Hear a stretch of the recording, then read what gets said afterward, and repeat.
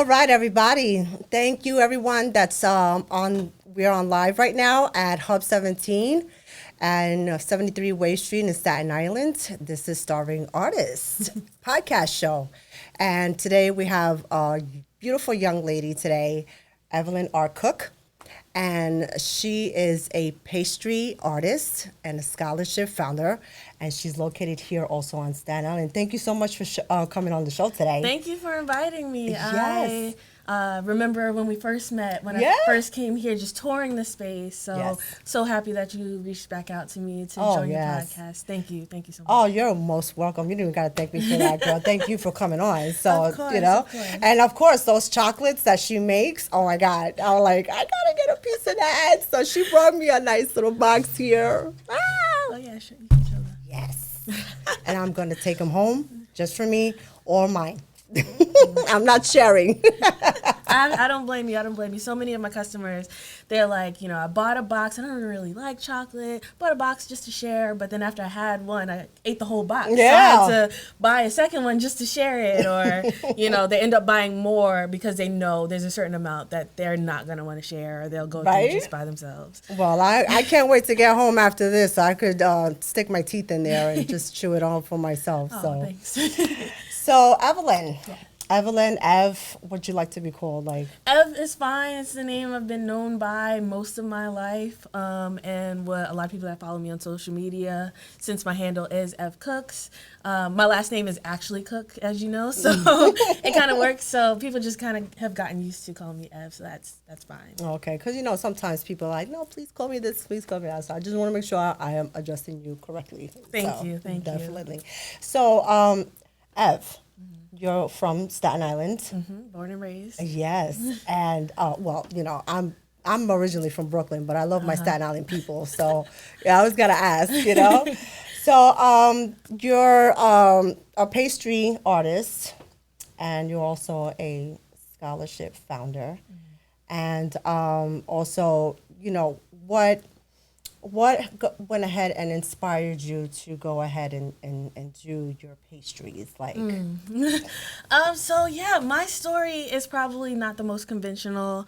And actually, when I first started going into pastry, I really had a lot of insecurities because I wasn't the type of person that grew up with, being in the kitchen with my mom, and I had a lot of friends at the time in the South that were from the South, so they grew up, knowing the ins and outs of baking, the kitchen, they could throw down, and so I didn't really have that. I jokingly tell people that, before I started really getting into pastry, and I actually went to culinary school for it. Before I went, I thought that, buying a box from the store and mixing those ingredients together was from scratch. I thought that's what that meant. And it didn't even occur to me that, you could just take pure raw ingredients and make something beautiful out of it. Right. But really what it started as is, I was working in corporate America, in marketing. So I went to undergrad, went to Howard University for marketing. Yes. Got a full-time offer at a consumer goods company and was working in that area. So I was the assistant manager for a foods brand. Mm-hmm. And part of my role was creating innovations for the brand. So working with our in-house chefs to develop recipes, to do a lot of taste tests of things, to figure out what the trends are in the market, what are people eating. Right. And so to kind of, be better about my job in marketing, I found myself having to learn more about the food industry, and cooking more myself to be able to understand, okay, this pairs well with this, so we should create a product that fills this need, and this is how we tell people and educate people how to use this product. And so it became kind of a natural just interest. And then from there, that interest grew because increasingly my day job became very stressful. I can imagine. it was one of the toughest times of my life, working in, a truly corporate environment, and the stress of it all, the weight of it all, and not having the right support system in that was very stressful. And so the thing that I drew to kind of get me excited and get me, to keep going was finding new recipes and trying them out at home as far as, baking and things. So it really became therapy for me. Right. to get in the kitchen and try something out. So then after a couple of months of just going through this and really being excited by tinkering in this new space, it was an exciting thing. And, you know, before college, I was an artist. I was painting and drawing and doing a lot more traditional arts. But there's a concept, well, you know, they call it your medium when you find the types of materials that you like to create art with. Okay. So whether it be charcoal, oil, pastels, etc. Yes. I never really found my medium, and that kept me from going to art school ultimately because Oh. there were some, you know, the art scene in New York City is crazy. It is. So you have really very talented people. So fast forward back to me being in this corporate role and exploring pastry, I really connected with it. It felt like, oh, this could be my medium. Like I was learning more about how pastry is an art form. Right, it is. And really felt that I could mimic some of the techniques that I was learning way back, you know, when I used to go to art classes and, you know, work in studios or go to museums and create work. I was pulling some of those skills back to the forefront, even skills I learned in marketing and visual arts and advertising. Yes. That was all coming together throughout the art and of the pastry. Right. So decided to end up going to school officially for it. So I went to the International Culinary Center in Manhattan. Studied in their professional pastry arts program. So I was doing work during the daytime, school at night. And then after a couple of months, I was just like, you know what?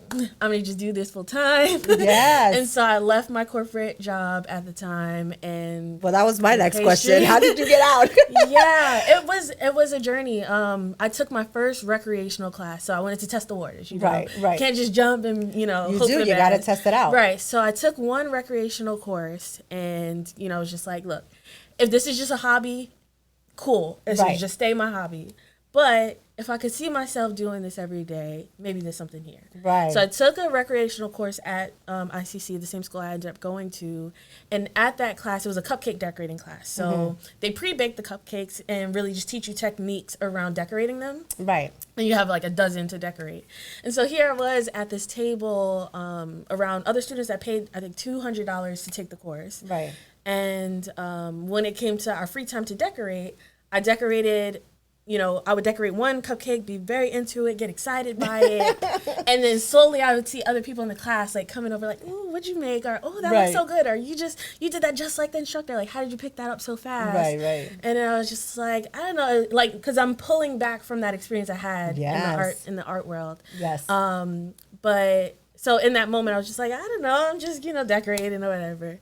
Then after about like 5 minutes of me just decorating a couple of my cupcakes, I would look up and then I would see more people standing around my table. Oh, so you gathering a crowd there. Right, got a crowd now going. And then I would be decorating mine super focused and then look across and now it's not just 12 of my cupcakes on the table to decorate. Right. Now it's about 40 cupcakes. Oh my God. So other students were bringing me their cupcakes that they paid to decorate. Oh my God. They were bringing me their cupcakes to decorate for them. So I lost track of which was mine and which was theirs.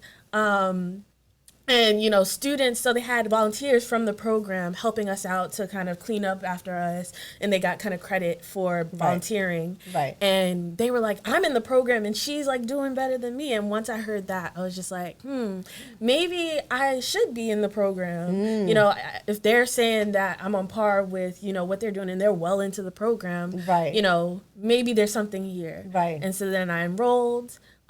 This whole time I am, you know, an early experience in my career told me that I always need to prepare to not have the safety of a corporate job. Right. Because it's a cutthroat industry. Oh, yeah. And some of my mentors that were doing great work were, you know, getting fired because of whatever reasons and racial issues and different things. So early on, I had the mindset of nobody else is going to be in control of my destiny. Exactly. Right? So I'd been all along saving money, minimizing my expenses, doing the things so that when it came to that time, and because I graduated from undergrad debt free, I didn't have loans that I was making payments on. So I really had all the things set up for me to be able to make that decision because I had a pile of savings. So it was like, there wasn't this pressure of, oh, I need to have a way to get income right now. I knew I had about a 6-month cushion.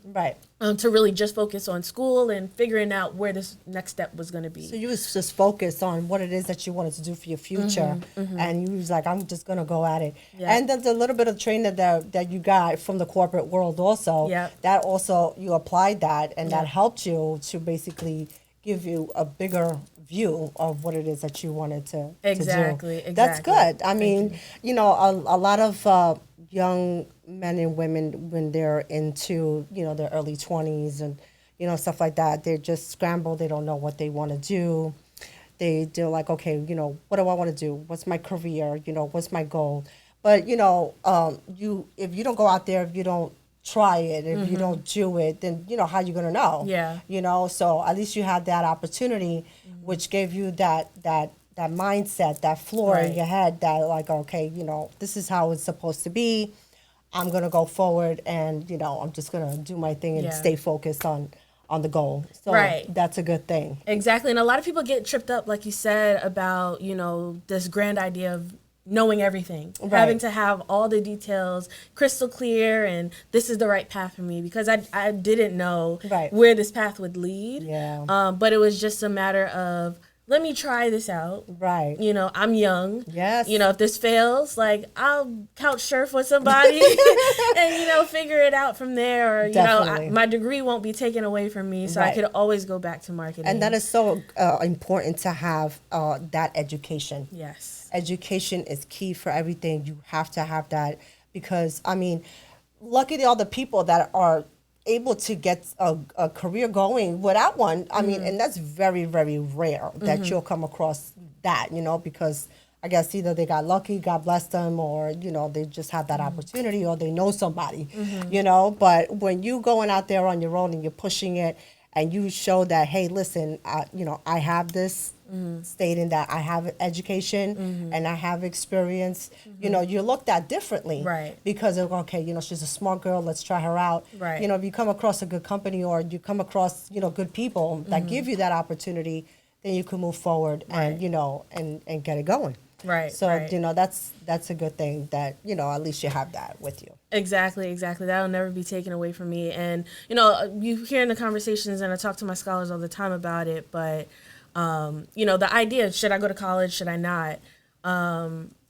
For me, it really is a matter of, cool, if you don't think college is for you, great. Right. But it's not a matter of now you just kind of fold your hands with figuring out what is for you. You still have to learn. No matter if you're in a formal education type of environment or not, you should always be learning something that Yes. can put food on your table. Definitely. So if it's a trade, learn that and see how you can be the best tradesperson that you can be and Right. be killing it in your field. How can you, you know, really roadmap that out and get mentors within Right. that space and get people to support you. Right. Because I think what people don't realize is that going to college for me wasn't just about getting a piece of paper. Right. That was a secondary benefit for me. What I gained the most was my first supporters of my business when it Right. launched. Right. I gained That's really mentors important. Yes. throughout, you know, my college experience. I gained a support system. I gained a new level of understanding of ways of life outside of the one I had grown up in. You know, before college, Staten Island was my bubble. Yeah. And, you know, I grew up in Park Hill, and Park Yes. Hill was my bubble of understanding. I went to college and I studied abroad, and I met types of people that looked like me, Right. that were, you know, grew up wealthy, that Right. grew up in different rooms and environments and were privy to certain conversations and things, and I could learn from them. It put me in new circles and gave me a network that is very valuable and Yes. helps me even till today. Yes. So if you don't go to college, great, but how are you going to get that? Right. And Exactly. you always have to kind of figure out, okay, you have to go 2 times as hard, 10 times as harder to get yourself in those doors or to Right. get into those conversations and build that same networking and mentorship along the way. Right, definitely. And, you know, it was a whole new world for you. When you went out there, you met new people. Like you said, you know, you was in a bubble. Now you like, okay, I'm out of here. You know, I got to explore my horizons Yes. and just find your way. Because you had that passion in you. You had that interest in you. You wanted to do better. Yes. And you had goals. You have Yes. goals, you know, and you want to fulfill them. And you like you said, you're young. You know, listen, when I was in college, which is 100 years ago, you know, it was a different time and a different era, right? But I think the concept is all the same: is career, is goals, is future, is your skills. You know what you learn. You know, and you always are going to apply that what you learn somewhere along down the line in life. Right. You know what I mean? So no matter, you know, whether you're young, whether you're older, you know, once that is embedded in you and you go out there into the world and you know how to handle yourself and you know what you want, you know what you don't want. Right. So that's very important when, you know, when you're in that environment. So, but let's talk about a little bit of your scholarships. Now, you're a scholarship founder. Let's talk a little bit about that because I mean we have I have some questions though. How did you get into wanting to do the scholarship founding and what would be the difference between the scholarships and grants? I mean, there's Okay, yeah, good two question. different types of things from what I know. So how did you come about that? Yeah, so it was a pretty simple idea that started when I actually it goes back to me being in high school. Okay. When I was about a sophomore in high school, and I've always been a super ambitious kid. My mom didn't go to college. It was never really something that she even wanted for me or necessarily talked about. Okay. But she knew early on that that was a path that I looked like I was going towards. Yeah. Just because of who I was and how I was. Yes. So around my sophomore year of high school, she tells me, hey, if you want to go to college, great. Right. But I can't help you. I won't sign a loan. I won't sign anything. That's hard.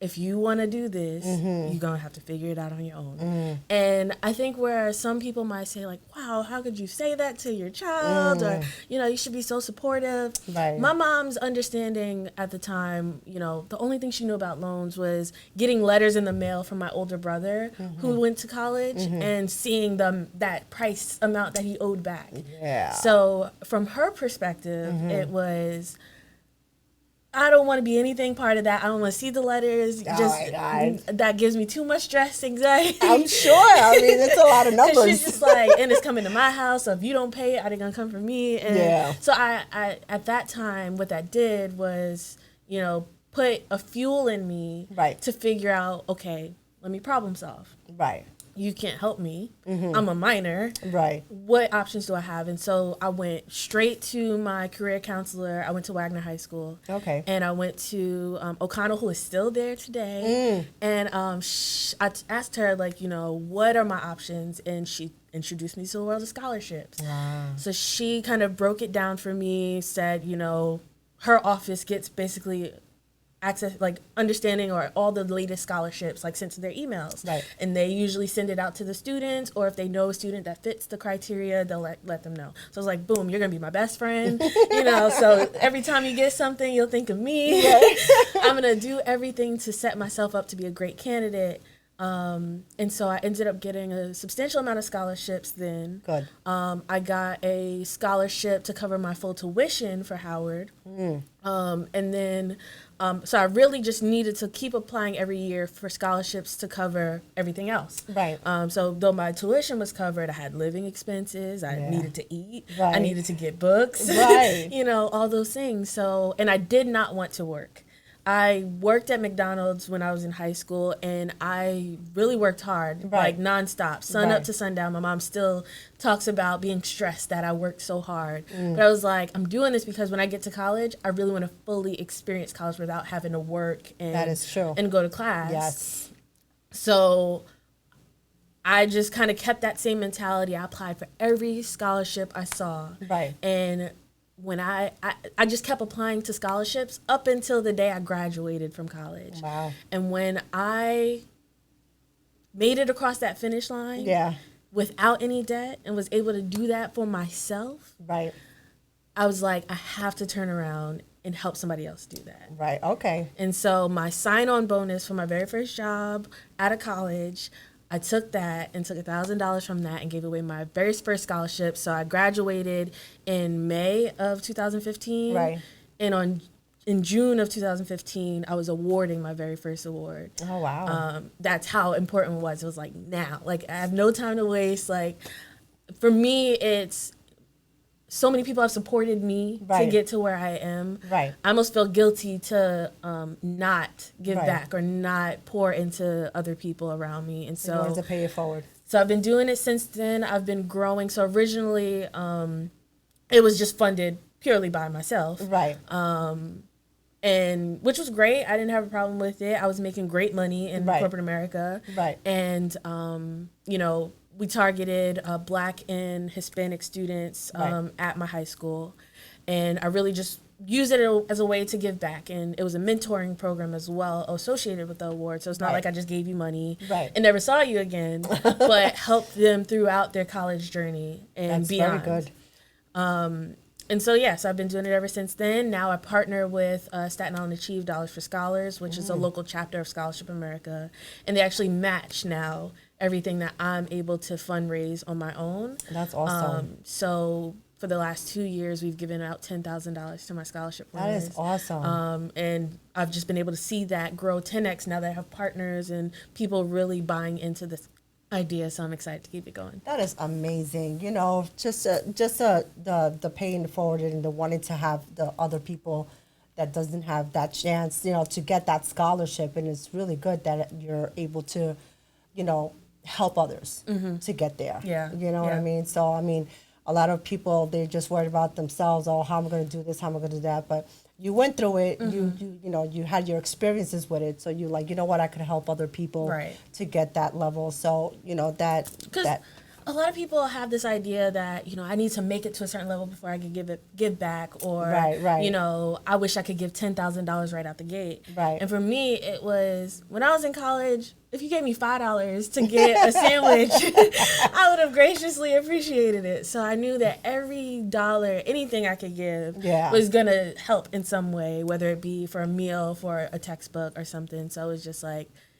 why wait? Right, exactly. Yeah, that's very good. And now, if do you work with the youth? Do you work with you know, other people that want to get and jump on that? Besides the people getting onto the scholarship, do you try to inspire other people to jump on the scholarships and do it within the community as well? Yeah, so that's something I've been doing. I've been partnering with different schools at this point, but I Right. would love to even do a lot more widespread. But I've worked with a couple of schools in New Jersey and some on Staten Island to really talk to students while they're still in school before they get to that senior year. Right. Because, you know, all about how do you set yourself up to be a great candidate for scholarships. It's not as complicated as a lot of people make it out to be. Right. And really, it's simple things that you can do from early on in high school and middle school to be able to look good on paper. Yeah. So that you can qualify for the awards when you're ready to apply for it. The problem is once people get to their senior year, Yeah. that's the first time they thought about this. And they realize that, you know, maybe I'm not competitive enough to look good on paper compared to everybody that's applying. Yeah. And, you know, you start to have all those doubts come into your mind. Yeah. And a lot of times, unfortunately, that prevents students from actually applying. Yeah. And as now a scholarship provider, I see that being the reason, that self-doubt being the number one reason that students don't apply. Right. And so we have so many awards, so many scholarship boards I've sat on where we barely get any applicants because they're all counting themselves out. Oh, that's and bad. I've heard of scholarships that are supposed to be meant for women going to Right. men because only one person applied and it just happened to be a guy. So they're just like, I want to give this away. Yeah. So you got it. But, you know, application rates for a lot of awards are so low because students don't feel prepared and count themselves out. So I try to get to students as early as possible. Right. Through, again, just like informal, very informal type of a person, but just group chats, talking to them. Yes, I yes. use every scholarship winner that I have, I use them as well to help turn around and, you know, because they can speak now to what it's like being a current student. Right. As I age and get further removed from college, they can speak a little bit more to what's happening today. Right. So I built in this peer mentoring circle kind of model where they'll always have the latest information to get to high school students and help them. Well, that's a good thing because, we need more of that, especially, for females. And, because you don't know what's going on in their head or in their home or in their environment, that they feel discouraged, that they think that they're not able to, go ahead and get that scholarship. Right. So when they see somebody that they're, oh, somebody's helping me, somebody's pushing me, they're being an influence in their life, it's very gratifying to have that, because they're young, and sometimes when you're young and, there's a lot of things that, you don't think of and you don't have the experience of. And that's why I always say, like I always say, I have this saying, this is the youth is wasted on the youth. Because if I was to know what I know now back then. But have the energy, the time, yes, definitely. Lack of responsibility. Yes. But you're a very ambitious woman, a very young, ambitious woman, and you know what you want.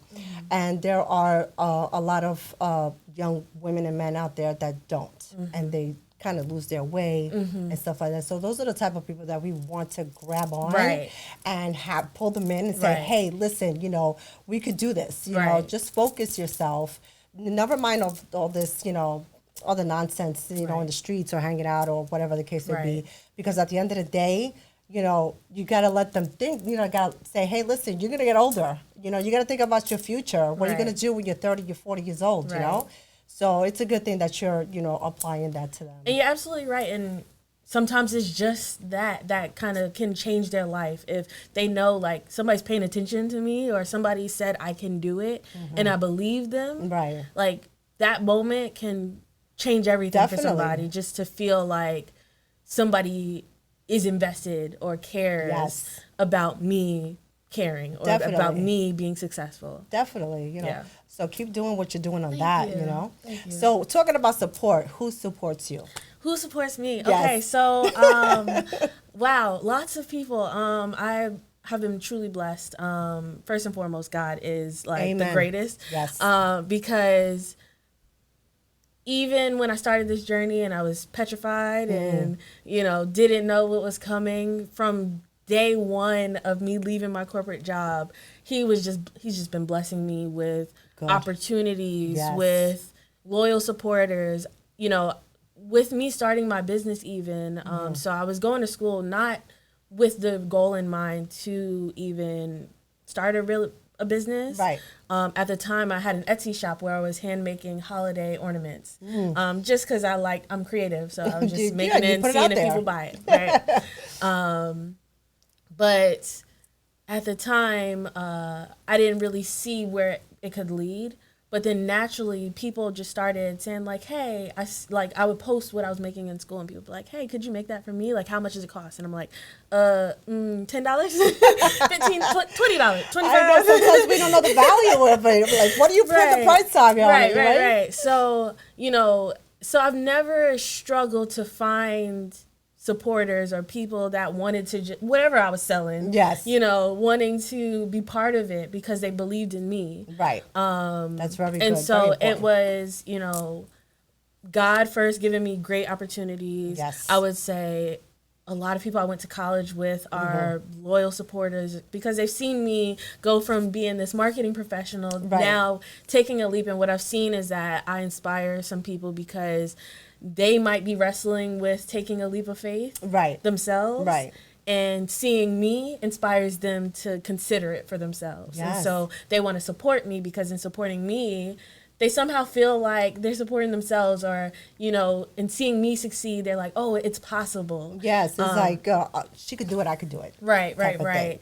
I'm also in a very committed relationship, so he has been a great support system. He is with me packing up boxes and, to get them shipped out on time. Yes. I have a tribe of amazing women and men that are business owners as well, so I try to use them as much as possible, as far as bouncing ideas off of them, or if I just need to vent, to talk about the stress of running, business. And, a lot of them, most of them are more successful at this point than I am. And so it's kind of always pushing me to, learn more, do more, strive for more.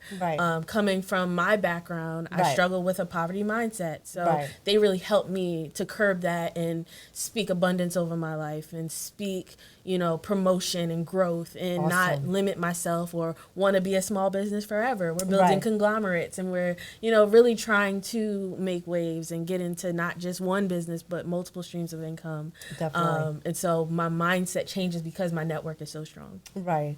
Well, that's good. I mean, that's so important to have, backing you up like that, because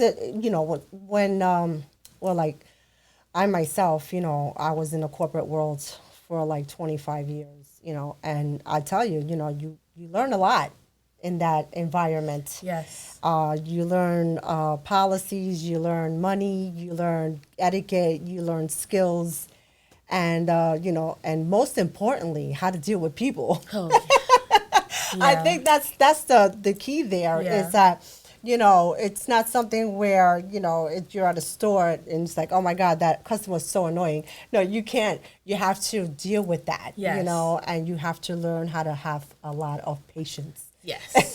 Yes. But sometimes my patience went out the window, but same. Especially early on in my career, I look back and I'm just like, ugh. Because I think in the beginning, especially like even through college and when I first started my career, I've always had a rebellious spirit. I've always, spoke out against injustice. I've always been this rebel. Yes. And it's not called for me to be that person in every situation, but, it's taught me to, choose my battles or learn how to deliver a message in a way that somebody can receive it in the moment, how to have patience, like you said. I learned a lot of that early in my career because what might have gotten me through Park Hill, what might have gotten me through high school, wasn't going to get me through that environment. That's right. It was a different set of rules. It was a different playbook. It was a different, everything, and none of that was going to be okay in that space. So I had to learn how to deal with people, but different types of people, different levels of people, statuses, deal with people that grew up, in so many different parts of the world. Yes. So that's been so super valuable in my business now. Yeah, you meet so many different types of people, international, like from all different types of parts of the world. And it's like, when you start hearing their stories because, listen, I used to be on the phone, people from Brazil, people from other side of the world, China, Japan, and, all those. And when you hear, what they have to go through and all that stuff, you get a little bit of appreciation, from that. And you also learn.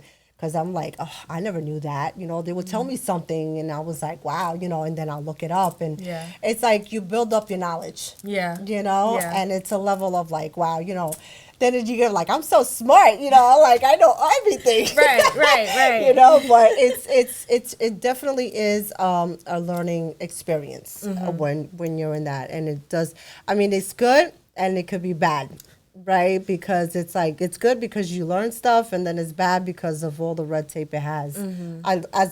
I'm speaking for myself, at least, because I had to go through a lot of it, and I was already at that, I was already older, at that point. But it's there's always a stepping stone. Yeah. And you start small and then you grow from there. Right. Because that's just how life is. Right. And you grow from there. And every step, even through getting through the red tape, which I definitely have experienced, through all that, I can see how I've grown because of all that. And it might sound like a cliche, like what doesn't kill you makes you stronger. Like getting through that now at least has exposed you to what that feels like, what that looks like, what to look out for the next time, how to better prepare yourself for a next fight. And I think that has been invaluable for me. And, I've grown tremendously, and I'm still growing and still learning. Oh, well, let me tell you, you got a long way to go. But you know Yeah. what? As long as you know and you focus on your goals and you stay on that grounds, you'll be all right. You're a smart girl and you got a good education in your background, and you already know where you want to go. So definitely, we are looking forward to seeing you up there. You know. Oh, yes, So yes, yes. that's a good thing. Yes. So talk about corporate. Like, would you ever even consider like maybe going back at a higher level? In that point, well, like I building your company, but then once you build a business, right, you want to partnership and partner up Right. with other people. Right. So would you like think about, okay, maybe what would be a big pastry company? I don't want to mention no names, but Right. But yeah, I follow you. Now I will never say never, right? Right. Who knows where this life will lead me? Actually, now I actually work in a marketing capacity for a nonprofit Okay. for marketing, and they actually work with the company I used to work for. Oh, really? Look at And that. so I'm in connection with the same people I knew from that environment. So How it's like funny the how life is. works. Yes, Right. yes. But the company I used to work for, Right. funny enough, they since I've left have started lots of initiatives to start Black women business owners. Funny enough. Awesome.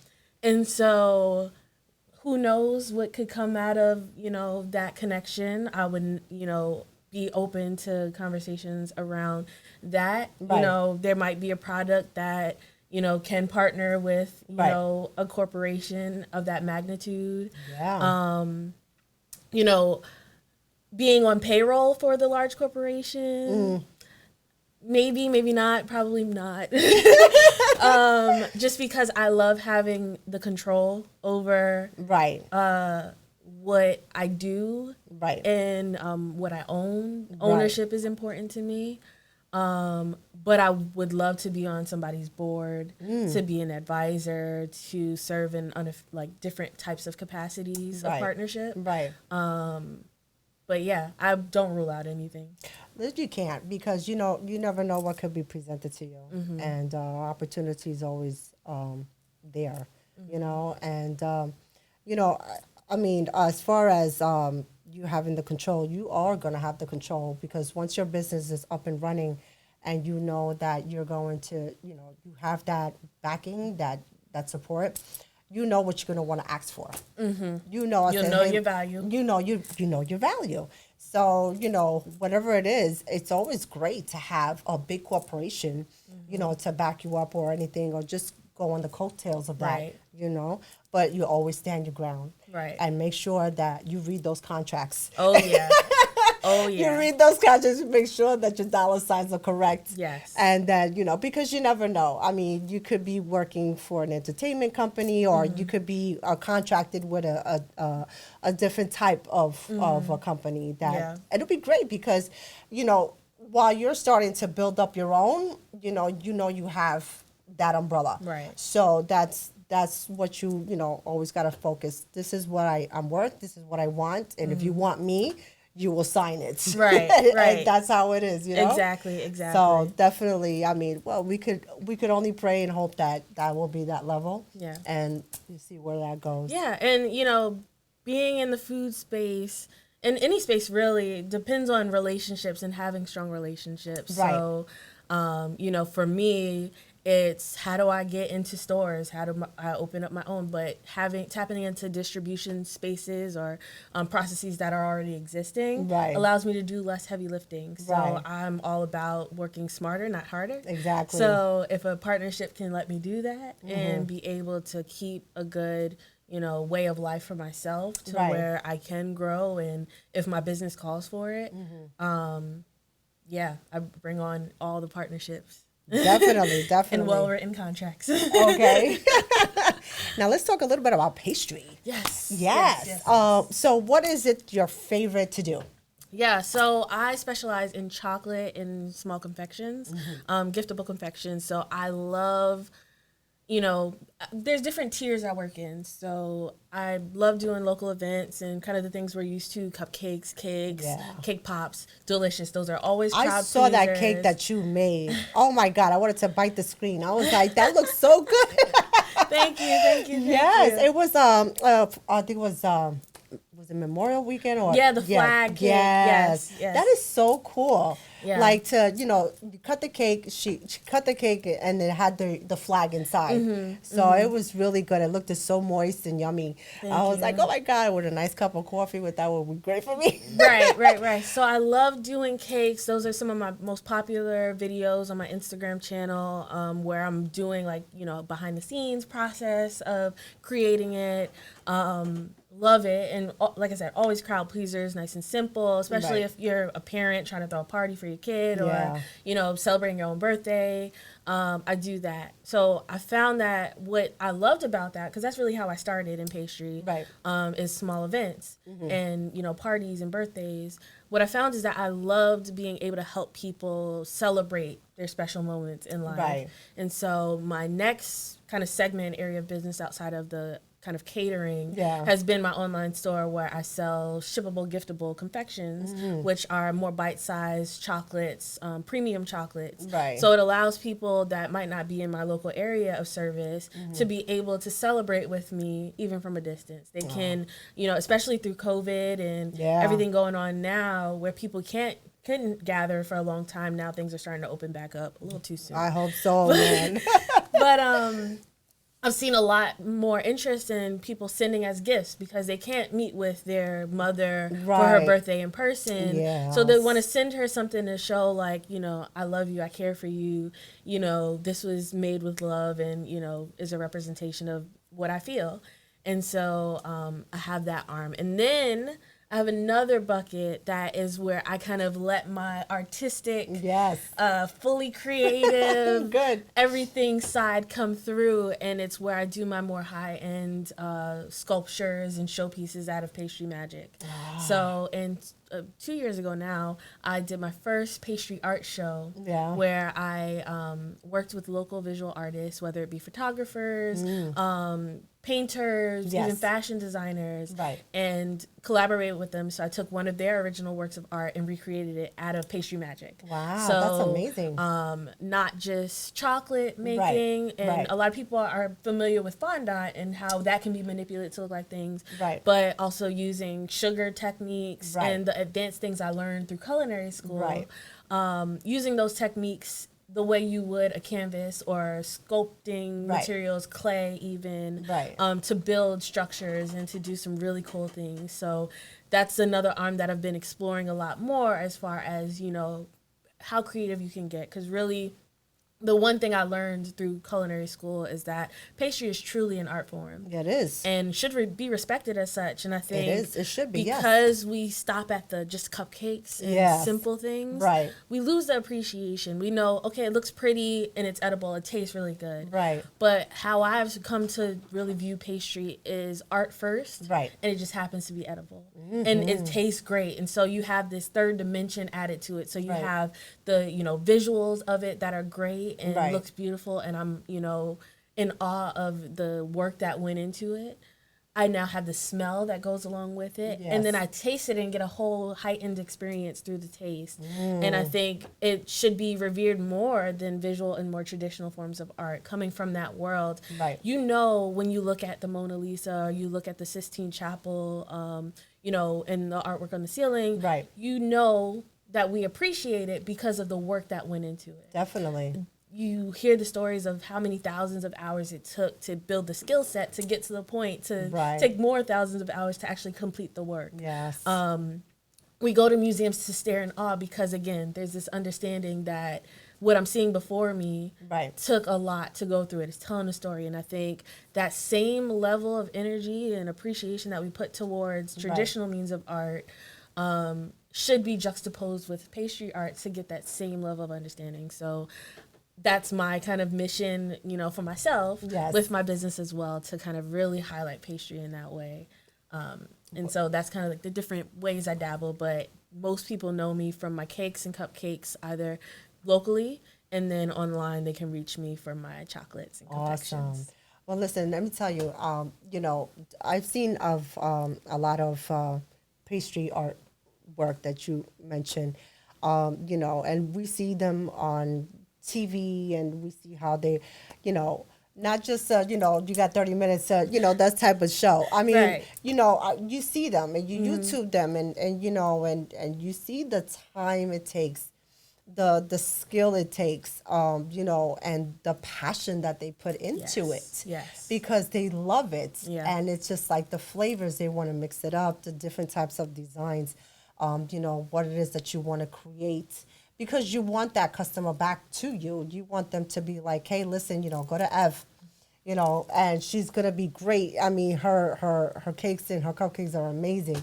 So, you know, like I always say, you know, word of mouth is key always, you know, because, you know, you could advertise, but when people taste your stuff and they say, hey, listen, you know, you have to get her cakes. You know, that's your accomplishment. Yeah. You're like, yes, you Yeah, know. that's the highest compliment you can give to someone in my field. Right. I was just talking about this earlier today. Because the first time you try my stuff is great. Because who knows why you tried it? Maybe a friend brought it to you, Right. or you just happen to want it. You know, you didn't really know much. But if I can convince you to buy from me again, or tell someone else to buy from me, Yeah. that's when I know I've done my job, and that is when I get all, I feel great inside, and you know, I feel like, okay, I did that. Yeah, definitely. And you should, because you made it and you know that it was made with love, Always. right? And it's, you know, something that you're passionate about and you want to share that with the world. So what is the name that you're going to be putting out there for your, it's Evelyn R. Cooke? Yeah, so officially my business is under my name for my LLC, Evelyn R. Cooke LLC, but I do business as pastry art. So everything as far as my cooking and, you know, pastry for sale is under pastry art. Okay. Because there's other things that I like to do. Like I said, I have a scholarship program.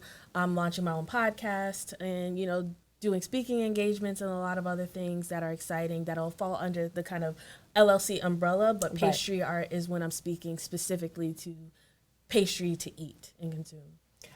What about cooking? Cooking. Cooking food? No. And it's so funny. You know, so I had funny. to ask. No. I get this question a lot because my last name is Cook, funny enough. I can cook. I'm good at it. Yeah. But it's not something that fills me the way pastry does. I don't know if it's because I enjoy eating the pastry more. But It could be. I have a strong sweet tooth, and it just requires a different part of your brain almost when you're cooking savory food versus pastry. Right. You can kind of do things to taste in the culinary world when you're kind of making chicken or something else. It's just like you taste it mid-process and it's like, oh, just add a little bit more of this. And, you don't know exact things. But with pastry, so much of it is a science and a dance and, you know. Gotta get the measurements right. Right. You know, and, you know, troubleshooting is like, you know, for example, I sell macarons on my shop, and people are emailing me all the time when they're not in stock. Right. But the problem is, or not even a problem, the challenge of macarons that the shops don't tell you is how difficult they are to make. Just to make macarons alone, I used to originally make them at a kitchen I was in Manhattan, and had the process down. It's a very delicate process, time-consuming process that takes multiple days to complete. Right. Depending on what you're doing, or it could take hours at the very least. But when I transitioned to a different kitchen to work, my cookies wouldn't come out. They wouldn't rise. They wouldn't, you know, bake right. They were just terrible. Same recipe, same ingredients, same everything. Right. And, you know, that just speaks to how much you need to know what you're doing to be able to really work in pastry, because I ultimately, through just trial and error, figured out, you know, the temperature of my refrigerator was different. So that was impacting the temperature of my eggs. So I actually needed to separate my eggs and sit them out longer now in this new kitchen overnight. So that they were cool enough to be able to do it. I also had to changed my process on how long I dried them out. Right. The mixing process, all of that. The oven was different. It went from a conventional to a convectional. That changes how things happen. Wow, it's a lot. So you have to think, like, every step of it, do I add baking powder, baking soda? Right. Do I add this as my sweetener or that? Should I add more liquid or less or more Right. dry ingredients? And it's a dance to kind of figure out how to get that perfect end product. Wow. Well, you see, it has a lot of similarities as to what it is with cooking, right? Because it's just like, you know, you got to know the temperatures and how to keep the foods and how to keep, you know, I suck at baking. I suck at baking. I mean, I don't even think, I burn just regular cake from the box. And I'm like, I'm not doing this, you know. And I'm like, but cooking, oh, I love it. You know, it's my thing. I could just, you know, and it's there, you know, because that's what you love, you know, and what you love, it shows in your product. It shows what you put out there, you know. You're willing to go through the trial and error phase to get to the right thing. Exactly, you know, so, you know, but it is, you know, it could be a little bit challenging at first when you're starting, right? Because it's like you learn so many of the different aspects of it, you know, just like it is with cooking. So, you know, but I love my cakes and I love my food. So I love both. Yeah, the good thing is you have people like me, so you don't have to bake it yourself. That's why you're here. That's why you're You here. can focus on what you love, and I can focus on what I love, and we meet in the middle. And then this meet is in the why middle. I will keep DoorDash in business. This Yeah, definitely, right? I'm telling you. And that's why I keep you guys in business, because I can't bake. So, you know. But what's your biggest pastry, if you've done like cakes or? The biggest. Because I've seen like. Yeah. The biggest thing I've done to date was probably a wedding cake. Okay. I've done multi-tiered wedding cakes. It was like a beach theme one that I did. Yeah. That was probably the largest, but cakes, people don't realize, are very heavy. Yeah. Very heavy. And unless you are planning to feed thousands of people with the cake, there's no really need to have so many tiers. Right.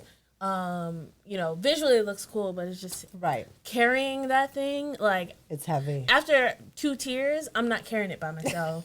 Like, what I'll do is I'll assemble it when I get to a place, but I don't love doing it because it takes away from me being excited. I'm just like, ugh.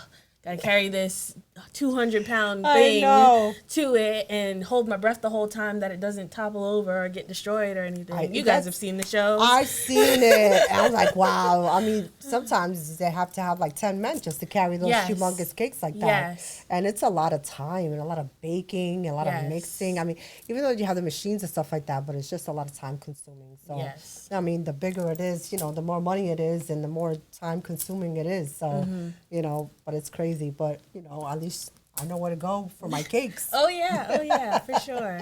So you have a podcast show coming up as well. Yes. So talk a little bit about that. Yeah, so when I was going through pastry school, what was eye-opening for me, and like I said earlier, I didn't know anything about the culinary world. I thought from scratch meant buying the box and adding my egg, and boom, I did that from scratch. And, you know, there was so much that I learned going through it, and even I worked in restaurants for a while after that to get just experience in the industry.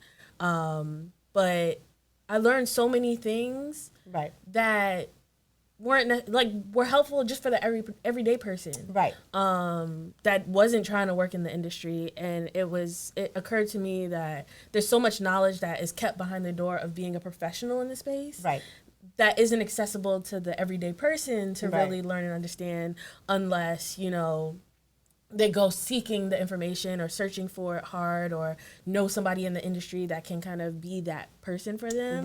And being somebody that, like, you know, my mom doesn't know enough about food for me to, like, you know, some people have that relationship where it's just like, oh, I'll just text my mom or ask my mom. So I started on my Instagram a series around food handling tips. Around just everyday things to know that I've learned through going through this formal education process that I think should be accessible to everybody. So things like, you know, why is my brown sugar rock hard? Yeah. Because I used to be so confused. Like, okay, it wasn't like this when I bought it. Like, How can you use this? oh my God, that's so And right. something as simple as putting a piece of bread in the Really? container that you store it in, it'll be loosened up in a couple of hours. Well, there you go. And you'll never have that problem again. Oh my God, because I be having brown sugar and I'm like, why is, and I be slamming the. Yeah. Or the number one question I get, and so I guess because I'm now a professional in this space, Yes. all of my friends have made me their mom to go to for their questions. And so once a month I at least get 2 people asking me, I left my chicken out overnight. Oh boy.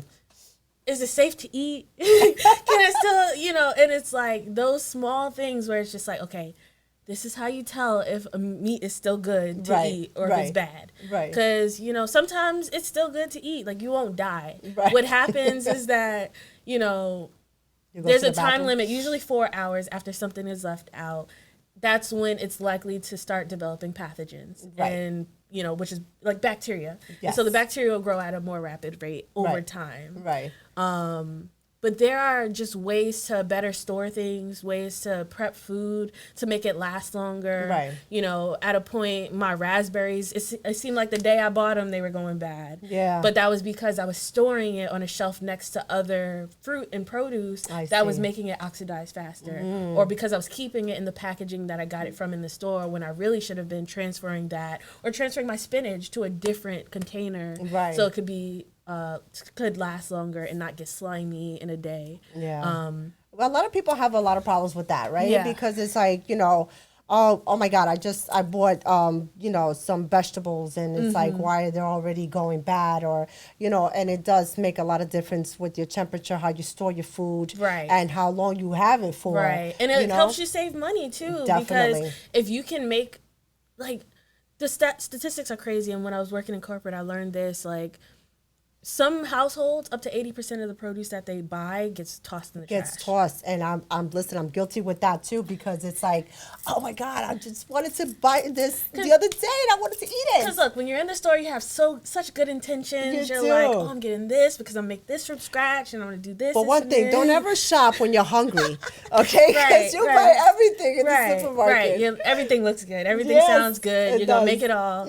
And then, maybe the first night you actually are tired, so you don't want to cook anything. Then Yeah. the next night you actually make something. Right. And by the time you actually get to the produce that you haven't gotten to on day one, Right. it's starting to look bad. Yeah. And it's like, oh, I plan to use this now. I didn't account for it not being good anymore. Right. At this point. And Right. so through my podcast, I'm hoping to continue on my food handling tips. Awesome. Combine that with also on my Instagram, I have a series called Ev Speaks where I just kind of talk about my life and, trials about being in, the Right. business space I'm in. Right. So being able to get that information more accessible to the community, to, people around, hey, here's some information about things you wouldn't know about Right. cooking that can make you a little bit more secure when you're trying to go into the kitchen. Good. Things to make you a little bit more confident when you're trying to host parties or cook for Right. somebody you're trying to impress or, Right. speaking to especially younger people that just have zero understanding about cooking anything. How do I reach Right. them Right. in a fun way? And so my podcast is speaking really to that audience to, tell Good. them about food handling tips. That is awesome. That is really good. Listen, I love what you're doing and keep doing it and do it very well. And you're going to go a very long way. Thank you so much. So, but let people know where they can find you. Yeah, so you guys can follow me on social media at _ Ev Cooks. That's _ EVCOOKS on Instagram. Ev Cooks with no underscore on Facebook. So you can follow me there. You can also go to my website to shop now at shopevelyncook.com. That's cook with an E at the end. So shop EVELYNCOOKE.com to see all my confections, sign up for my newsletter, and contact me. Awesome. Thank you, Ev, for coming on. And I'm looking forward to eating those chocolates. You have to tell me how it tastes. Oh, I will. I will be hitting you up, definitely. So there you have it, guys. You already know how to reach her. Check out her Instagram. I mean, she got really good stuff. She's amazing. And support your small business owners, your entrepreneurs. because that's what they're there for us to support and to make their business grow. So, also, let's give a shout out to our past guest, one of our past guests that we had here, Kiara Beauty Salon. She's also another female small-time business owner. She owns her hair salon. She's amazing. She's also on Instagram. She's here on Staten Island, 696 Bay Street in Staten Island. So check her out as well, Kiara, Kiara Beauty Salon. Shout out to Vikiana. All right. Well, thank you guys for joining us today live. And until the next one, thank you. Bye.